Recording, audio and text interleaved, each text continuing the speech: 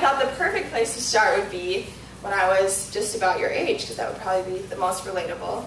Well, growing up, I was always like really like loud and outgoing, and I know, it's so surprising because I've really changed. I was really loud and outgoing, and I like loved being around people, and I like had a lot of friends, and I was super athletic, and I thought I was like the coolest person ever. I thought I was like such a cool cat, but I was such a dork. And when I got into like 7th grade, I just remember it happening so suddenly. There was no like gradual change. It was just one day I just woke up and I looked in the mirror and I thought, I just hate everything about myself. I just remember just looking in the mirror and being like, why do I feel this way? But I know this is how I feel. And immediately I was just thrust into this like battlefield of all these lies just being thrown at me. Like, you're fat, you're ugly, you're stupid, you're not funny. That was the biggest thing for me. I was like, oh, I want to be funny so bad. You're not funny. And then eventually it just got like, you're not lovable. No one could ever love you. And for me, immediately, like, they were never lies to me. Like, I was just drowning in them so much that it was just like, this is truth. Like, this is what's real. This is reality. And so these just super negative things became my reality, and my whole life became just comparing myself to other people and being like, I'm not as pretty as her. I'm not as funny as her. I'm not as pretty as this girl in this magazine, so therefore I can never be good enough. Everything in my life was just further proving my point that I could never be loved and that I could never be good enough. And it made me really angry. And I just remember I would get so frustrated and so worked up because I was like, this is who I want to be. Why can't I be this? I want to be this so bad. And I had all these ideas of who I wanted to be and what I wanted to look like, and I wasn't any of those things. So I was angry all the time. Like, I was terrible to be around. Like, my family can attest to that. I was mean. I would say things I didn't mean. And most of all, I was really, really lonely. And that's the tactic that the devil loves to use. He wants to isolate you so that no one can penetrate this wall you've put up. So you say to yourself, I'm alone. I'm so alone. That's why no one can ever love me. There's no one around me that loves me. I'm all by myself. And I just lived in like this self-hatred and like this just lonely pit for years and years. It took me probably 7th grade. It took me until I was in high school to get out of it. And I remember the biggest thing that I want to stress is like, I was just so tired and I felt so trapped. I was just like, I'm just trapped in this box and I can't break free. I'm no one. I can't be anything. And so I just felt so trapped and like I was just running in circles. And I remember one night, I feel like all breakdowns happen in your room, on your floor, for some reason. Affirm. I was laying on my floor, sitting on my floor. It turned into laying eventually.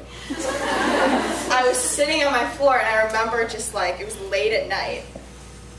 I just remember being like, just like sobbing and being like, I can't do this anymore.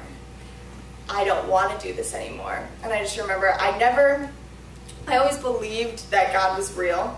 I believed that he was there. I believed that he existed, but I was very much like an events person. Like at Pine Hills, I'd be like, oh yeah, such a good personal relationship with Jesus. And then I would like never pray. And so like I was like an events Christian. I definitely was. And so I thought like, oh yeah, I have this great personal relationship with Jesus, but I never talked to him. Like I never did anything, so I really didn't. And so I knew God was real and I knew he was there. So I just remember being like, all right, Lord, like, I know you're real. I know you're here. Like, I am done. I'm done living this way. I'm so tired. I can't do it. I'm not going to stand up here and pretend like instantly I was like, wow! I love myself! Because I didn't. Like, because that's not what happened. But it didn't happen overnight. But something in me changed.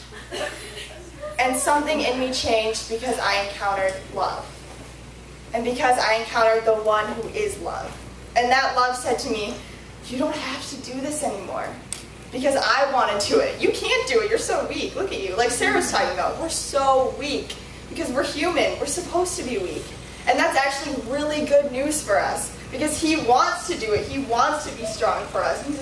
I was like, I can't fight this anymore. I can't fight the world that's telling me I'm not good enough. That's telling me my identity is found in a boy. My identity is found in how I look. My identity is found in my friends. My identity is found in everything else, everything exterior. The world that was telling me you are nobody. You are worthless. You are lost. Love came to me and love said, you are found. You are mine. You are beautiful. And I want to show you that. And so I just, really fast, this is actually coming in, I want to read you something from my journal. If I can read it, because I'm terrible handwriting. Sometimes I recommend this if you guys journal, go back and read your journals. Because I do that like a lot, I do that like every week. Like actually, I found in one of the pages the other day, it was in purple handwriting, and then at the bottom, in blue handwriting, it said, wow, terrible handwriting on this page. Alright, so let me find my spot. This is just like, because sometimes I just go back in my journal and there's just like these like really cute love letters from Jesus. And I'm like, thanks, Jesus. So I probably was having a bad day on this one. Everyone listening? I want to tell you again, you are mine. Every aspect of you.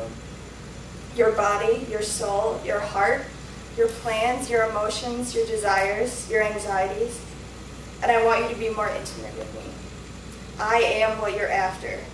You don't need to wait on anything or find yourself in anything. Not a guy, not your appearance, not a job, not your friends, not anything.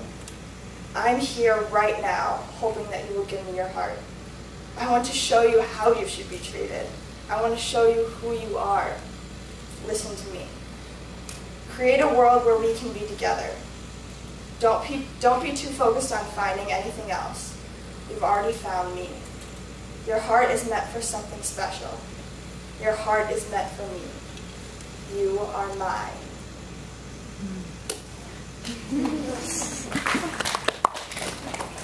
So, I mean, like, I think Jesus told me like 100 times in there, like, you are mine. Like, how many times can you tell me and I'm not going to get in? So, like, I think the thing I really just want to stress to you guys is, like, like Sarah said, we are so loved. One of my favorite verses right now is, it's like a different translation of Romans 5:8, and it's, you are loved more than you could ever know by someone who died to know you. And like, that just makes me want to like jump up and down, but I won't do it right now. I'm just so overwhelmed. I just have this like fire right now. I want you guys to know because the world is telling you so many different things.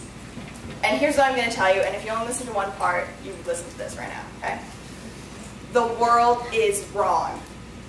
The world is so wrong, guys. And I know it from experience, and I've lived it for years. And I'm up here telling you because I don't want you to have to live in that pit anymore if you're living it. I don't want you to have to go into that pit if you're not living it. Yeah, I don't want you ever have to live it because it stinks. Okay? And I want you to look at me and believe the truth that you are beautiful and you are loved and you are worth it and you are somebody. And you are somebody who is loved. And you find who you are in love, in Jesus Christ. And He wants to just pick you up and hold you and tell you, you are mine. You are my beloved and I want you. One time my dad told me, when I was having a bad day, he was like, and I was like, man, I'm messing up so much. He was like, hey, Jesus has no one else to love. And that's so true. Like, Jesus created us to love us. He knew everything that we were going to do before we were born. He knew all the sins we were going to commit, all the times we would reject Him, all the times we would ignore Him. And He still created us because He still wanted to love us, even though He knew we would be terrible lovers. He's like, I know, it's going to be so hard for you to love me back, but I still just want to love you. That's exactly how He said it, too.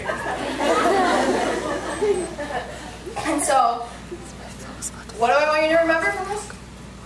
The world is wrong.